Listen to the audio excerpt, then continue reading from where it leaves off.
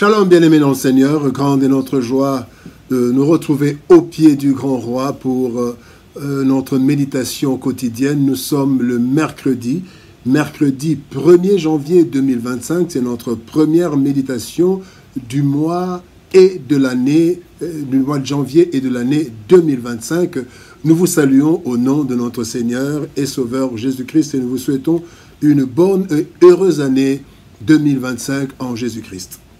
Pour notre méditation ce jour, nous allons lire un texte dans la deuxième lettre de Paul aux Corinthiens, chapitre 5, verset 17, dans deux versions. Version Louis II, il est écrit « Si quelqu'un est en Christ, il est une nouvelle créature. Les choses anciennes sont passées, voici toutes choses sont devenues nouvelles. » Bible du Sommeur nous dit « Ainsi, si quelqu'un est uni à Christ, il appartient à une nouvelle création. » Les choses anciennes sont passées, voici les choses nouvelles sont venues. Nouvelle créature.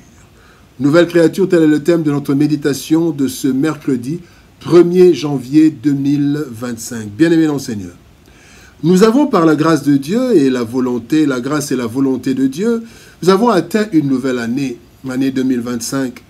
Réjouissance et reconnaissance remplissent la plupart des cœurs en ce jour, sans toutefois savoir ce qui nous attend au cours de cette nouvelle année. Les années passent, mais les réalités sont souvent les mêmes d'une façon générale et d'une année à l'autre. Et il y aura des joies et des peines comme chaque année. Ce sont en fait les réalités de la vie. Mais le texte du jour nous parle aussi de nouveautés. Pas d'une nouvelle année, mais de nouveautés au niveau spirituel. En effet, ceux qui sont en Christ sont des créatures nouvelles et les choses anciennes appartiennent au passé. En ce premier jour de la nouvelle année 2025, le Seigneur nous appelle à méditer sur la nouvelle vie qui est plus glorieuse que la nouvelle année, car elle nous change de nature et de destinée.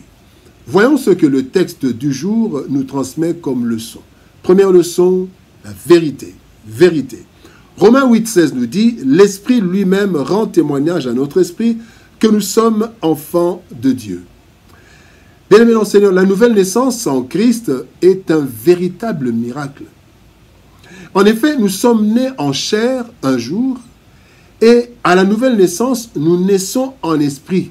Selon qu'il est écrit dans Jean chapitre 3, verset 6, « Ce qui est né de la chair est chair. Et ce qui est né de l'esprit est esprit. » Donc, dans la nouvelle naissance, nous devenons esprit, nous ne sommes pas seulement chair.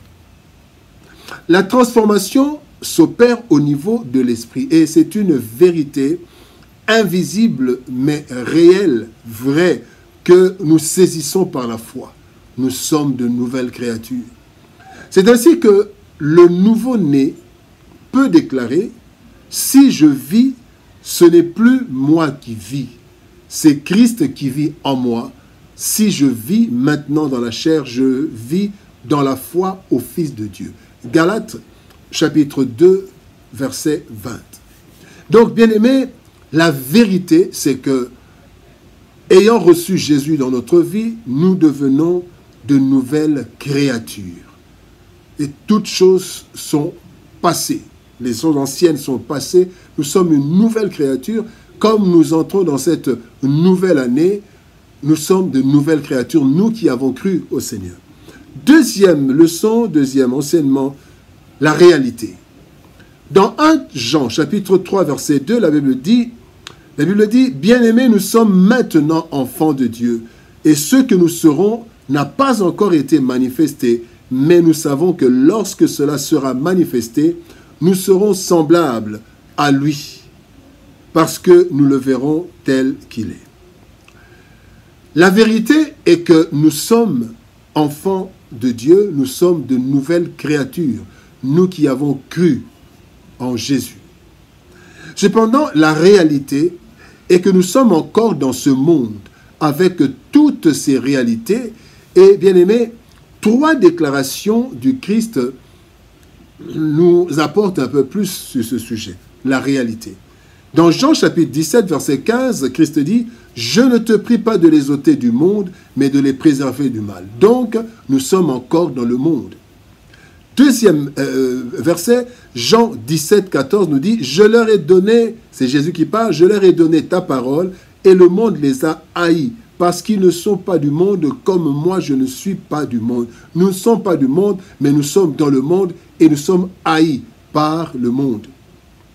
Troisième réalité, Jean chapitre 16, verset 33, le Seigneur Jésus-Christ dit « Je vous ai dit ces choses afin que vous ayez la paix en moi. Vous aurez des tribulations dans le monde, mais prenez courage, j'ai vaincu le monde. » Donc, vérité, nous sommes enfants de Dieu, mais la réalité, c'est que nous avons des tribulations dans ce monde.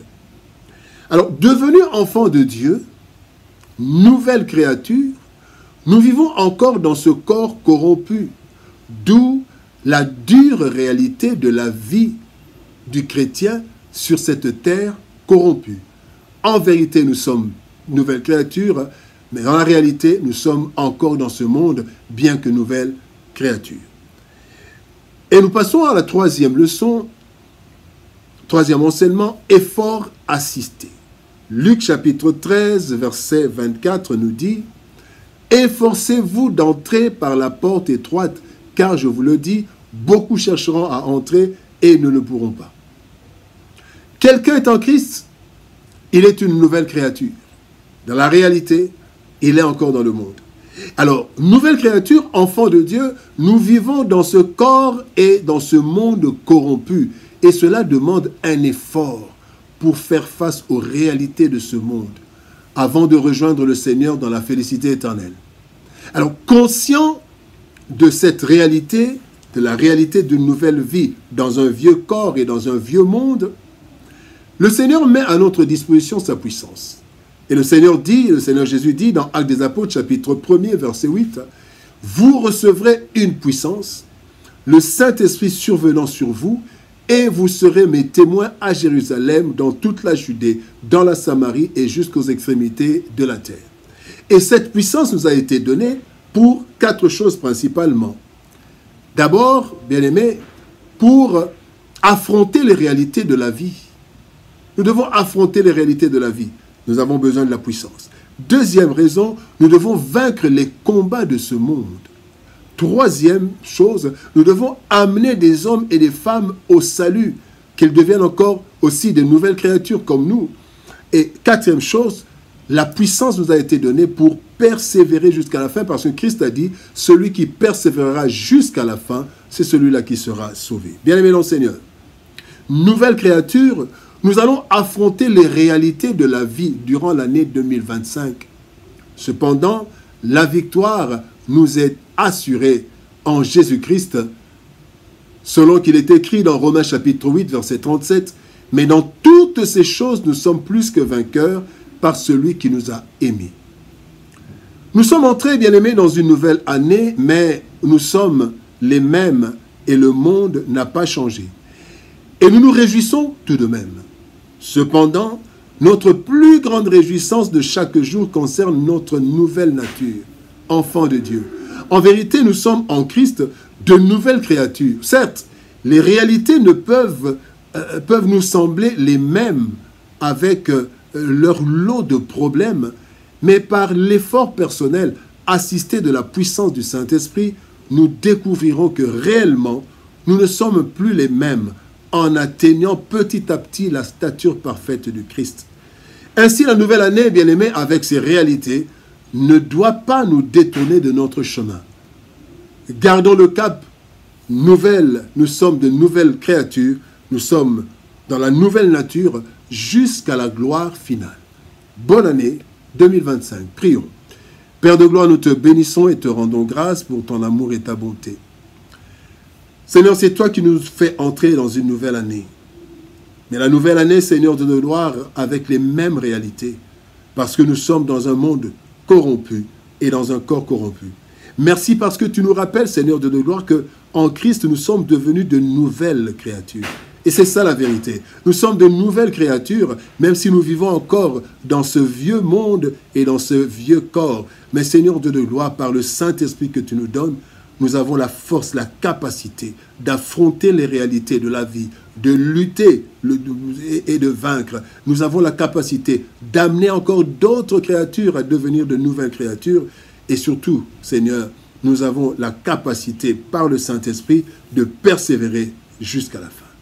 Bénis ta parole, bénis ton peuple et bénis cette nouvelle année que nous commençons en toi.